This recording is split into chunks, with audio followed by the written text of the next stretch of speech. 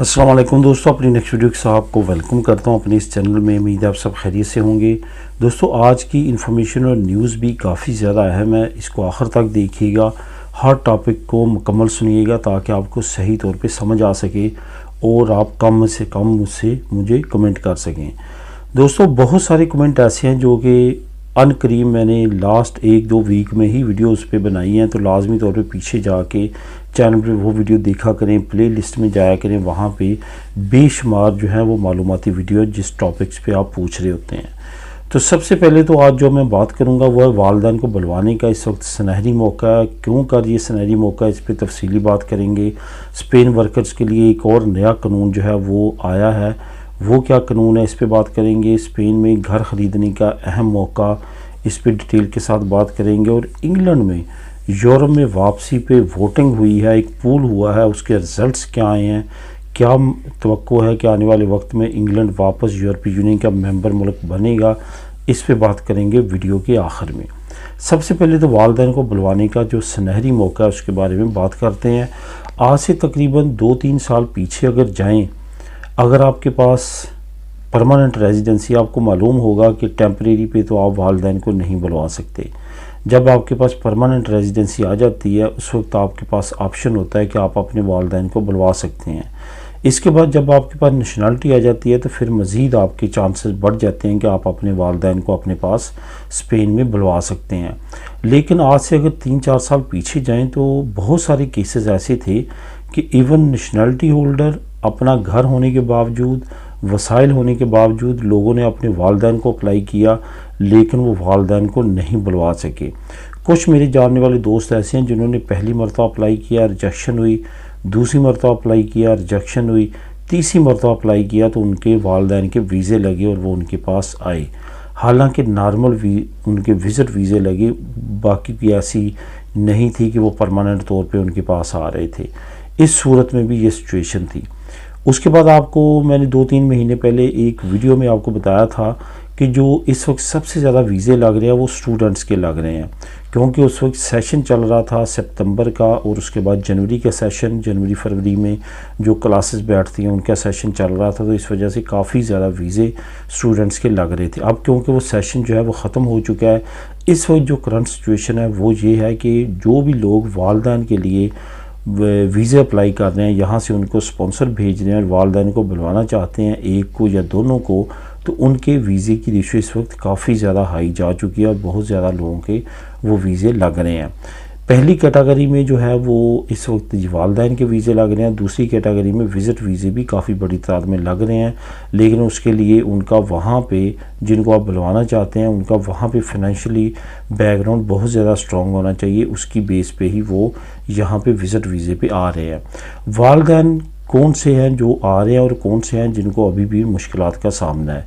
वो वालिदैन जिनके यहाँ पे फैमिली मेम्बरान, बेटे बेटी भी रहते हैं और वो हर महीने उनको कुछ ना कुछ जो है उनके नाम पे उनको भेज रहे हैं रकम, जिससे हुकूमत को ये शो होता है कि वो आप पे डिपेंड करते हैं, उनके चांसेस बहुत ज़्यादा बढ़ रहे हैं और उनके वीज़े बहुत बड़ी तादाद में लग रहे हैं। ये याद रखिएगा कि ये स्पेन की हुकूमत और यहाँ की जो पॉलिसी है वो यही है कि जो फैमिली के मेम्बरान आप पे डिपेंड करते हैं उनको अगर आप स्पॉन्सर करते हैं, उनको अपने पास बुलवाते हैं, तो उनके चांसेस हमेशा ही ज़्यादा होते हैं। आपकी फैमिलीज़ के वीज़े और प्रोसेस को इसी वजह से फ़ास्ट और इजी किया जाता है ताकि वो आपके पास जहाँ पे रहें, जो आप यहाँ से रकम बाहर भेजते हैं वो यहीं पे ख़र्च हो। यही वजह है कि उनकी फैसिलिटी दी जाती है कि वो आपके पास रहे। इसी तरह वालिदैन इस कैटेगरी में आते हैं। अगर आप ये शो करते हैं कि वो आप पे डिपेंड करते हैं, उनकी और की इनकम नहीं है, तो फिर उनके चांसेस मज़ीद बढ़ जाते हैं और उसको शो करने के लिए आपको हर महीने कुछ ना कुछ अपने वालिदैन को भेजना चाहिए। अगर आप ऑलरेडी भेज रहे हैं और 1 साल गुजर चुका है तो फिर आप इस मौके से फ़ायदा उठा सकते हैं, उनको अप्लाई करवा सकते हैं। अगर नहीं भेज रहे, आने वाले वक्त में उनको बुलवाना चाहते हैं, तो लाजमी तौर पे ये काम करें कि आप जब उनका अप्लाई करेंगे तो ये एक बड़ा प्रूफ होगा इस तरह एरिया में कि वो आप पे डिपेंड करते हैं और आप यहाँ से उनको भेज रहे हैं, तो उनका वहाँ पे गुजर बसर चल रहा है। इससे उनके वीज़े के चांसेस जो हैं वो 99% हो जाएंगे। इस वजह से इस अमल पे लाजमी तौर पे अमल कीजिएगा ताकि आप अपने वालिदैन को बुलवा सकें, अगर आप उनको अपने पास बुलवाना चाहते हैं तो। स्पेन वर्कर्स के लिए एक और नया कानून जो है वो पेश किया गया है, जो कि एक अच्छा कानून समझा जा रहा है और वर्कर्स के लिए इसमें काफ़ी ज़्यादा राहत रखी गई है। होता क्या है, इसकी डिटेल में मैं जाऊंगा ताकि आपको सही तौर पे समझ आए। जबकि वर्कर काम के दौरान जो है वो उसको कोई चोट लग जाती है, कोई एक्सीडेंट हो जाता है या वो बीमार हो जाता है, उसका आलता चल रहा होता है कंपनी में, बेशक अपने घर में हो या काम पे हो, लेकिन उसका कॉन्ट्रैक्ट चल रहा है, लेकिन उसको मेडिकल ज़रूरत है और मेडिकल की वजह से उसको बाखा दे दिया जाता है डॉक्टर की तरफ से। पहले क्या होता था कि पहले आपने क्या करना है कि वो जो बाखा होता है, मेडिकल बाखा, वो आपने प्रेजेंट करना होता था seguridad social में, और प्रेजेंट करना होता था अपने इम्प्रेसे में या जहाँ पे आप काम कर रहे हैं अपने मालिक के पास। होता क्या था कि जब आप seguridad social में प्रेजेंट कर देते थे तो वो आपका मेडिकल बाखा शुरू हो जाता था। मेडिकल बाखे से मुराद ये है कि आप काम पे नहीं जा रहे लेकिन आपको तनख्वाह मिल रही है। कुछ अरसे तक वो मालकान देता है, उसके बाद वो seguridad social में चला जाता है, मतुए में चले जाता है वो। उसके बाद अलहदा एक टॉपिक है जिस पे पहले मैं एक मरतबा ऑलरेडी वीडियो बना चुका हूँ, लेकिन मज़ीद अगर आप कहेंगे तो उस पर डिटेल के साथ भी मैं वीडियो बना दूंगा। लेकिन यहाँ पे ये रायत दी गई है कि वो जो आप एक कॉन्ट्रैक्ट seguridad social और एक अपने इम्प्रेसे को भेजते थे, उसमें ये रायत दी गई है कि अब आपको अपने इम्प्रेसे में भेजने की ज़रूरत नहीं है। आपने सिर्फ़ और सिर्फ seguridad social को अपना जो मेडिकल बाखा है वो भेजना है, उसकी बेस पे ही आपका मेडिकल अलाउंस शुरू हो जाएगा। और इसमें ये रायत क्यों दी गई है, क्योंकि बहुत मरतबा ऐसा होता था कि जो आपका खैफे है, जो आपका इम्प्रेसा है, वो इनकारी हो जाता था कि मुझे तो इतला ही नहीं मिली। वो इस बहाने से फ़ायदा उठाते हुए आपका बाखा दे देता था उन डेट्स का जिसमें आपको मेडिकल बाखा आपने दिया था।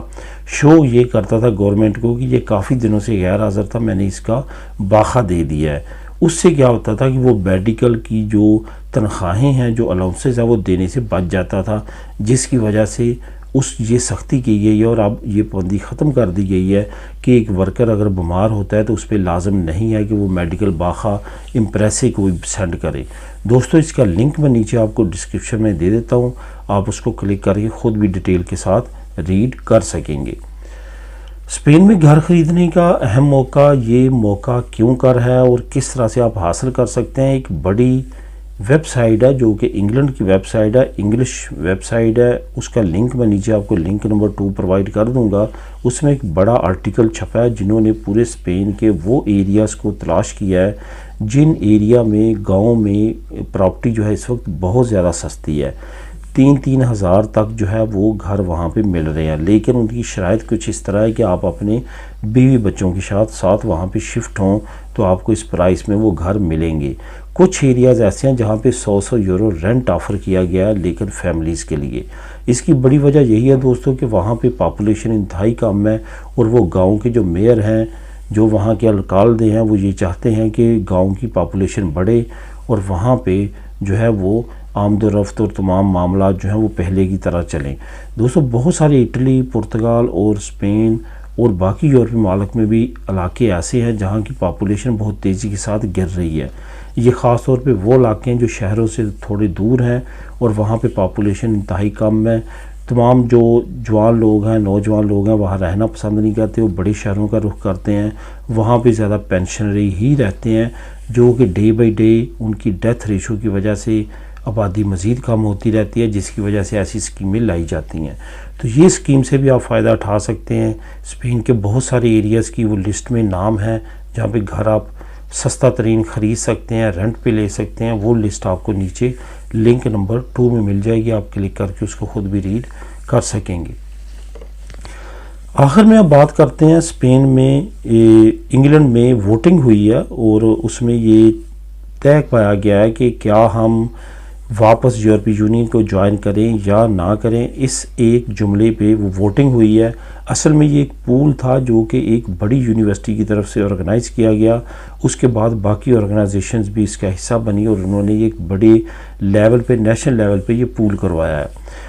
यहाँ पे आपको बताता चलूँ कि जस्ट 1 साल पहले जो वोटिंग हुई थी उस वक्त 46% जो थे, ये मैं ब्रेक्सिट के फ़ौरन बाद की बात कर रहा हूँ, जब ये वोटिंग हुई थी ब्रेक्सिट हो चुका था। 1 साल पहले जब ये वोटिंग हुई है दोबारा से चेक करने के लिए कि लोग अब क्या कहते हैं, तो 46% जो था उन्होंने कहा था कि हमें जो है वो ब्रेक्सिट, हमने सही फ़ैसला किया है, ब्रेक्सिट हुआ है। उस वक्त जो था बाकी जो 44% थे उन्होंने कहा था कि ये गलत फ़ैसला हुआ है। अभी जो है वो इस वक्त सिचुएशन जो है वो रिवर्स हो चुकी है। जो इस वक्त 56% जो है वो ये कह रहे हैं कि हमने गलती की है ब्रेक्सिट करके, और उसके अगेंस्ट जो है वो 46% जो है वो ये कह रहे हैं कि हमने जो है वो अच्छा किया है ये करके ब्रेक्सिट।